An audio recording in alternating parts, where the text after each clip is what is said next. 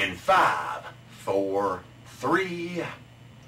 Greetings and salutations. He's not Mike. And he ain't Ike. We interrupt your regularly scheduled quest for porn to bring you this special announcement, so put it away, zip it up, and pay attention. Now, August 31st has come and gone, which means that Rob Zombie's Halloween has hit the theaters. Now, just to give you an update, Eli Roth's Thanksgiving will be coming out next Arbor Day, and Gus Van Zant's shot-for-shot remake of New Year's Evil will be out next Kwanzaa. What? Ow! Anyway, the reviews have been decidedly negative, few mixed, and even fewer positive. You fuck nugget. What concerns us is just how mean the negative reviews are, and how mean the responses to the positive reviews are. Indeed. So, in the spirit of internet debates, which everyone knows are conducted with decorum, intelligence, and above all restraint, oh, yeah, we offer the following comments to you Halloween naysayers. Let me find the sweatiest part of my balls for you all to lick. And if you're Italian, I will dip them in marinara so you get a taste of home. Alright, now we're going to start our review by reviewing some of the reviewers. Now, Devin Pharisee, or Faraki, or Farrak, I don't know what the hell his name is. Fractog. That works. Over at Chud.com, calls it a crummy film and a heinous abortion, which is pretty much what we think of Chud.com. And Peter this douchebag of eFilmCritic.com says that it pales in comparison to Halloween Resurrection? Well, so does your review.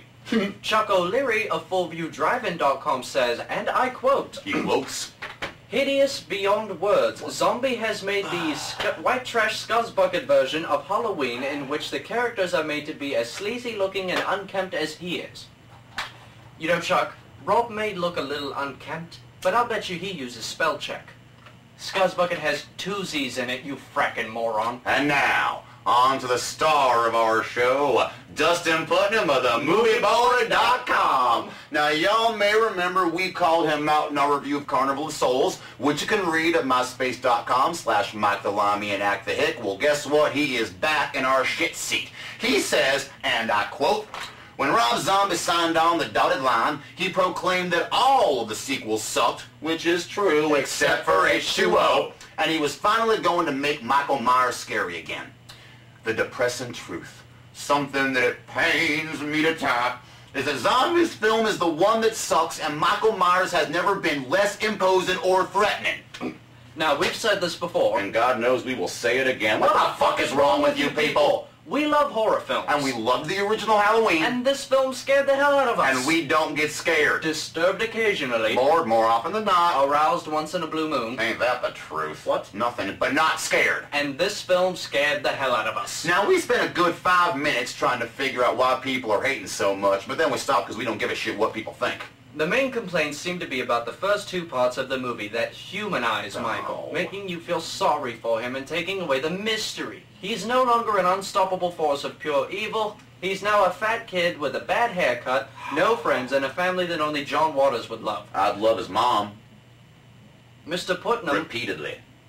Mr. Putnam also goes on to say, and I paraphrase, as Michael goes around slaughtering a school bully before returning home to kill the gimp and the whore, paraphrase, the viewer does not fear him as one should, but is actually left to root for him as he does away with those unpleasant others. Now, here's our problem with that statement. It's a crock. You're not supposed to feel bad for Michael. You are not supposed to feel bad for anybody in Act 1, except for his mom. Played with intelligence and grace by Sherry Moon Zombie, oh, yeah, whose only previous work, mind you, was the amazingly annoying sister in The House of a Thousand Corpses and The Devil's Rejects. You've come a long way, baby. Oh, what now? She's damn good and she is damn hot. You'll fill anything with a hole in a heartbeat now, won't you? What's the matter, jealous? Ow! The point is... jealousy. Stop it now. I'm hip. The point is... Dustin's full of shit.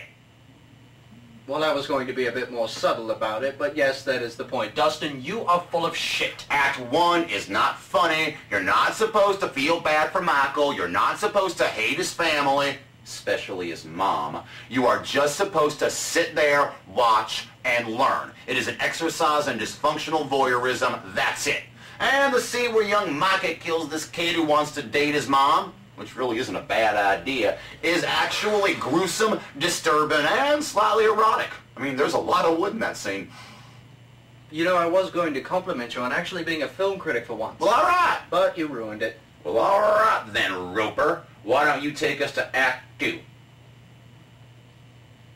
Which concerns Michael's time spent at Smith's Grove Sanitarium, where Caligula and Rondo try to reach him, and Michael responds by making a lot of creepy masks and turning into Sabretooth. Now, if you don't know what any of those names mean... Google it, asshole. Having said that, the only criticism we offer to that sequence is that it's just too short.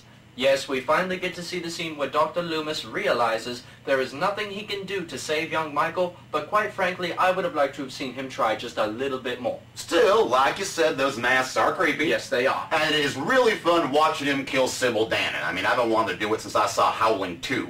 And in that scene, we get yet another great acting moment from Mrs. Zombie. Oh, yes. We cannot stress this enough. Sherry Moon Zombie is damn good. Yes. Looking.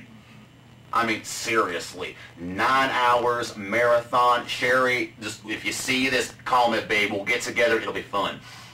Take us to Haddonfield, Harvey Glatman. Ooh. Google it, assholes. Alright, now, Act 3, which is basically the Cliff Notes version of Carpenter's flick. And this is where people seem to have the biggest case of critical diarrhea.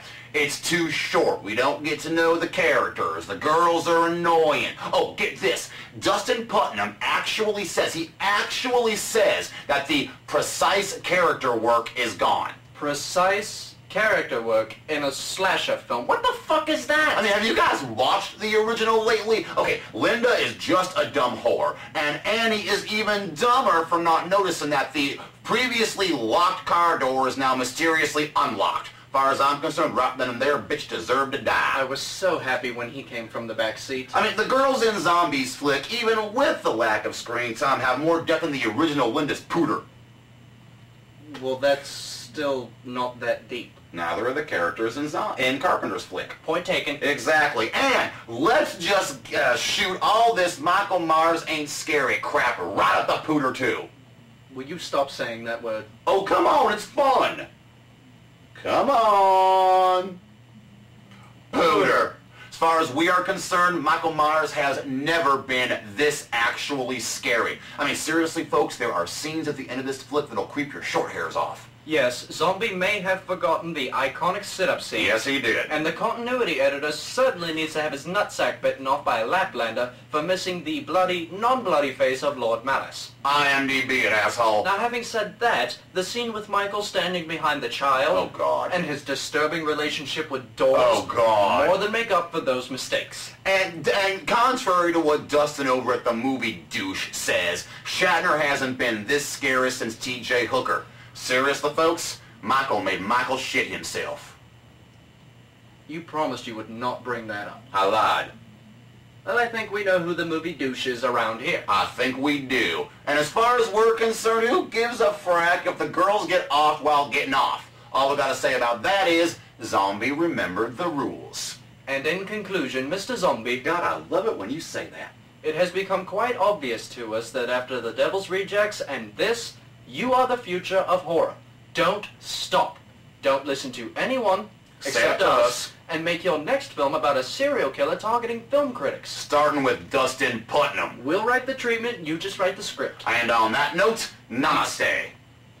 Wait a minute. You're gonna dip my balls in marinara. Well, after the Hidden Valley teabag incident. Okay, yeah, I deserve it.